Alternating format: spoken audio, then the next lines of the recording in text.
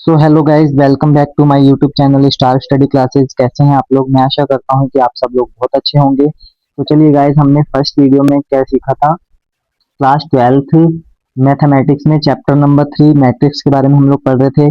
हमने पहली क्लास में जाना था कि मैट्रिक्स क्या होता है और उसको किस तरीके से डिनोट किया जाता है, ठीक है।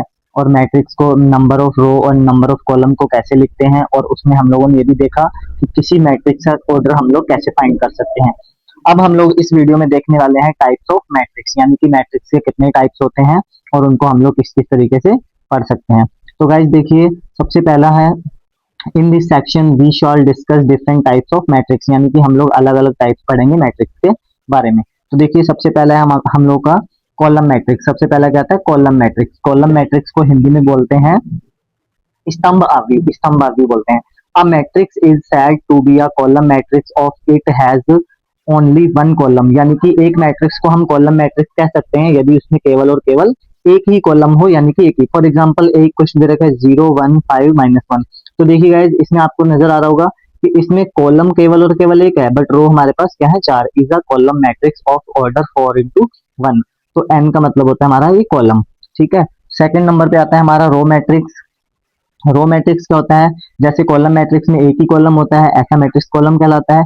सेकंड सेम है, a matrix is said to be a row matrix if it has only one row, यानी कि कोई एक ऐसा मैट्रिक्स जिसमें केवल और केवल एक ही रो होती है, उसे हम लोग बोल देते हैं रो मैट्रिक्स, यानी कि ये भी एग्जांपल के लिए ले रखा है हमने। उसके बाद चलिएगा, उसके बाद आता है हमारा थर्ड नंबर पे आता है स्क्वायर मैट्रिक्स। तो स्क्वायर मैट्रिक्स क्या होता है? स्क्वायर चीजें आप लोगों ने पहले भी पढ़ रखी होंगी, जिसमें जिसकी सारी साइड्स इक्वल इक्वल होती हैं, वो शेप आपकी क्या होती है? स्क्वायर होती है। सेम एज इट इज होगा मैट्रिक्स में भी, कि a matrix in which the number of rows are equal to the number of columns is said to be a square matrix, यानी कि एक ऐसा मैट्रिक्स जिसमें नंबर ऑफ रो जो है m की वैल्यू और नंबर ऑफ कॉलम यानी कि n, पंक्ति और स्तंभ दोनों की वैल्यू इक्वल इक्वल होगी, उसे हम लोग क्या बोलते हैं? एक स्क्वायर मैट्रिक्स बोलते हैं। जैसे ए आपको स्क्वायर मैट्रिक्स दिया है 1 2 3 ही इसमें आपके पास क्या है? 3 आपके पास रो है एंड 3 ही आपके पास क्या है? कॉलम है। तो 3 by 3 का मैट्रिक्स हो जाएगा, ठीक। फोर्थ नंबर आता है आपका डायगोनल मैट्रिक्स। डायगोनल मैट्रिक्स क्या होता है? एक ऐसा, देखो स्क्वायर मैट्रिक्स ही डायगोनल होता है, बट कुछ चेंजेस होते हैं इसके अंदर।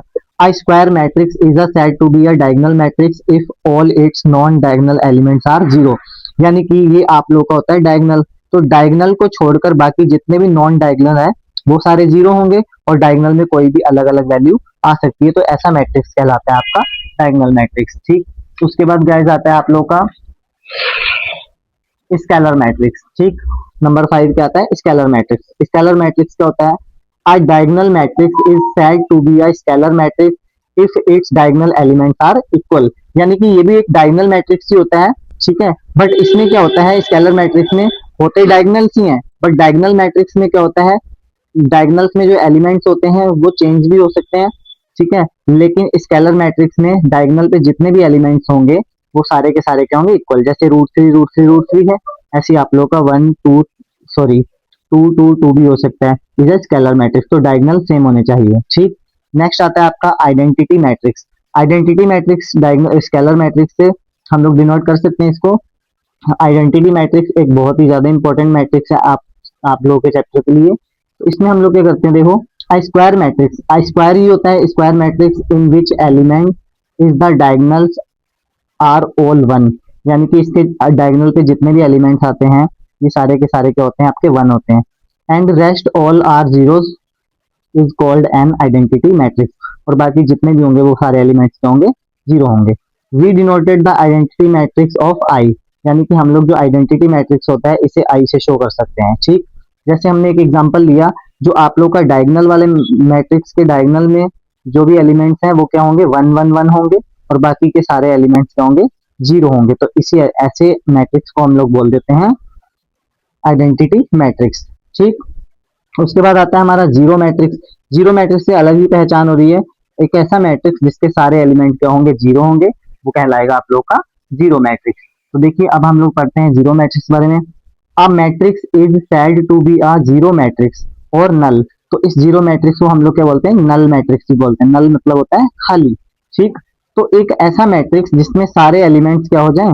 A matrix is said to be a zero matrix or null matrix if all its elements are zero। यानी कि एक ऐसा मैट्रिक्स, एक ऐसा अवयव जिसके सारे के सारे एलिमेंट जीरो होंगे, वो कहलाएगा आपका जीरो मैट्रिक्स। जैसे फॉर एग्जांपल हमने ले रखा है एक मैट्रिक्स है, 2x2 मैट्रिक्स है, ठीक। ये कितने बाई कितने का है, 2x2 का मैट्रिक्स, तो सारे एलिमेंट जीरो हैं। ये मैट्रिक्स है आपका 3x3 का, इसमें भी सारे एलिमेंट जीरो हैं। We denoted zero matrix by O, capital O से इसको क्या कर देते हैं, शो कर देते हैं। तो आपके जो सेक्शन में 12th में जो मैट्रिक्सेस के प्रकार हैं, यानी कि काइंड्स ऑफ मैट्रिसेस हैं, वो इतने हैं, 7 प्रकार के हैं। तो ये हुए आप लोग का मैट्रिक्स के टाइप्स कंप्लीट। तो ये सारे टाइप्स हैं मैट्रिक्स के, अगर आप स्क्रीनशॉट लेना चाहें तो ले सकते हैं। तो गाइस मिलते हैं नेक्स्ट वीडियो में।